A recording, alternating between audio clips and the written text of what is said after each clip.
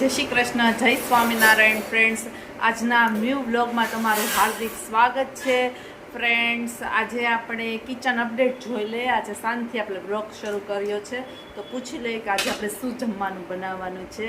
બરાબર ને મિતાંશ? બધાને કહી દે જય શ્રી કૃષ્ણ, જય સ્વામિનારાયણ, જય હનુમાન દાદા, જય મોગલમાં, જય નીલકંઠ મહાદેવ, હર હર મહાદેવ.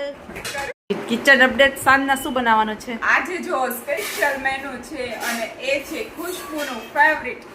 આજે છે મૈસૂર મસાલા ઢોસા. તો ચલો શું શું પ્રિપરેશન કરી છે જો બતાવી અત્યારે દો. પ્રિપરેશન કરી નાખી. આ જે છે આપણે તુરની દાળ છે 2 વાર ધોઈ અને કુકરમાં પલાળી દીધી છે. સાંભાર બનાવવા માટે. હા, સાંભાર બનાવવા માટે. એટલે હમણાં થઈ જાય. પછી આ છે ચણાની દાળ. આપણે પૂરણમાં ચણાની દાળ નાખીએ છીએ થોડીક. અને આ છે બટેટા. તો બટેટા કટ કરી અને આ કુકર પછી આપણે ગેસ ઉપર ચડાવીને 3-4 સીટી. ટોટલ એટલા બટેટા મૂકવાના છે, ઘટશે નહીં ને? આપણે ડબ્બો ભરાય એટલું એટલું કરવાનું. જોઈશે. પાછળથી જો મિતાંશે અવાજ કરે કે મારે બોલવું છે, મારે બોલવું છે.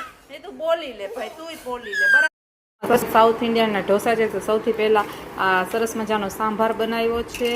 ત્યારબાદ આ સ્ટફિંગ છે બટેટાનું.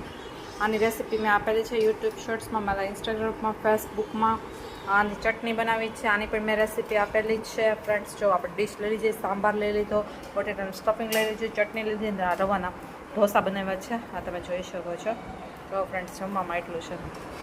આનું રેસીપી કઈ રીતના બનાવી મેં આપેલી જ છે. અને અત્યારે બેન બનાવી રહી છે. જો એટલા 2 બની ગયા છે આપણે રવાના પુડલા.